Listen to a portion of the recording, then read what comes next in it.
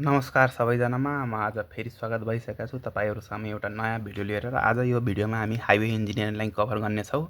लोकसेवामा सोध्ने एउटा सिलेबस जुन चाहिँ म एउटा लास्ट मोमेन्ट रिभिजन जस्तै लिएर आएको छु। सानो ट्रिक रहेछ। जस्तै अब यसमा फर्स्टमा हामी बुझ्दाखेरि स्टपिङ साइड डिस्टेन्सको न्युमेरिकल सोध्ने रहेछ र यसमा चाहिँ हामी बुझ्दाखेरि कसरी गाडीलाई रोक्न कति डिस्टेन्स चाहिन्छ। एउटा यसमा रहेछ ल्याग डिस्टेन्स, अर्को रहेछ ब्रेकिङ डिस्टेन्स। ल्याग डिस्टेन्स भनेको ड्राइभरको रिएक्सन टाइम हेरेर कम्प्युट गर्ने। जस्तै यो v इन्टु टिआर भन्ने टर्म भनेको ल्याग डिस्टेन्स हो र v²/2g f plus minus n into इटा भनेको यो चाहिँ ब्रेकिङ डिस्टेन्स हो। अब ल्याग डिस्टेन्स के को आधारमा गरिन्छ भने रिएक्सन टाइम। अब ड्राइभरले हेऱ्यो कि अगाडितिर कुनै अब्स्ट्याकल छ या गाडी छ भने उसले ब्रेक हान्नु पर्यो। त्यो ब्रेक हान्ने बेला उसले कति रिएक्सन लाग्छ, जस्तै जेनरली हामी यहाँ 2.5 सेकेन्ड लिन्छौँ, त्यो अनुसारमा ल्याग डिस्टेन्स। र ब्रेकिङ डिस्टेन्स भनेको तपाईँले ब्रेक हानेपछि कति देर रोक्न लाग्छ। एकैचोटि ब्रेक हान्ने बित्तिकै त गाडी रोक्दैन, कति एकछिन पछि रोक्छ, त्यो टाइम भनेको ब्रेकिङ डिस्टेन्स भयो। र यो सिम्पली फर्मुला रहेछ एसएसडी को v into TR plus v²/2g f plus minus n percentage into इटा रहेछ। यसमा यो फर्मुला चाहिँ v हाम्रो मिटर पर सेकेन्डमा हुन्छ, f भनेको यसको रेन्ज भनेको 0.35 देखि 0.4 हुने रहेछ, g भनेको 9.81 metre per second square, TR भनेको रिएक्सन टाइम, यो भनेको PIEV भनेको पर्सेप्सन, इन्टेलेक्सन, इमोसन, भोलिसन भनेको 2.5 सेकेन्ड हुने रहेछ। अनि ग्रेडियन्ट भनेको जस्तै तपाईँको प्लस छ भने एसेन्डिङ छ भने यसमा प्लस लिने, डिसेन्डिङ छ भने यसमा माइनस लिने। ब्रेक इटा भनेको ब्रेकिङ एफिसिएन्सी, त्यो भनेको तपाईँको जस्तै अब 80%, 85%, 90%, 95% जे पनि हुन सक्यो। यो चाहिँ तपाईँको रहेछ स्टपिङ साइड डिस्टेन्स। अब यही स्टपिङ साइड डिस्टेन्समा एउटा बुझ्नुपर्ने कुरा के रहेछ भने अहिले त यो हाम्रो मिटर पर सेकेन्डमा छ, हामीले दिएको फर्मुला मिटर पर सेकेन्ड, तर हामीले यसलाई किलोमिटर पर आवरमा लग्नु पर्यो भने के गर्ने भनेपछि किलोमिटर पर आवरमा भेलोसिटी दियो भने हामीले के गर्नु पर्यो, यसलाई यो किलोमिटर पर आवरलाई मिटर पर सेकेन्डमा कन्भर्ट गर्नु पर्यो। त्यसलाई कसरी कन्भर्ट गर्ने भने जस्तै एउटा 1 किलोमिटरमा कति हुन्छ 1000 मिटर, 1 घन्टामा कति हुन्छ 3600 सेकेन्ड। यो गर्दा तपाईँले गर्दा कति आउनुहुन्छ भनेपछि 5/18 आउँछ भनेपछि 1 किलोमिटर पर आवर भनेको 5/18 मिटर पर सेकेन्ड हुन्छ। ल अब तपाईँ हेर्न सक्नुहुन्छ, यो मैले क्यालकुलेटर ल्याएको छु। यो क्यालकुलेटरमा हेर्दाखेरि कति छ 1000 डिभाइड बाई 3600 गर्दा कति 0.277 आयो। यो भनेकै 0. कति रहेछ 278 रहेछ। अब भनेपछि हामी यो फर्मुलामा भने हामी भेलोसिटी किलोमिटर पर आवरमा हाले पनि हामीले त्यसलाई अगाडि नै already converted into metre per सेकेन्डमा हामीले कन्भर्ट गरिदियो। कसरी कन्भर्ट गर्यो, यो फ्याक्टर लिएर।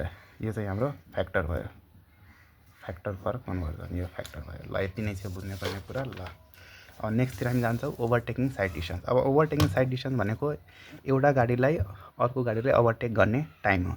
जस्तै एउटा A1 भनेको आउटर लेनमा चलिरहेको गाडी हो, अनि B1 भनेको पनि आउटर लेनमा चढेको गाडी हो, र C1 भनेको इनर लेनमा चढेको गाडी हो।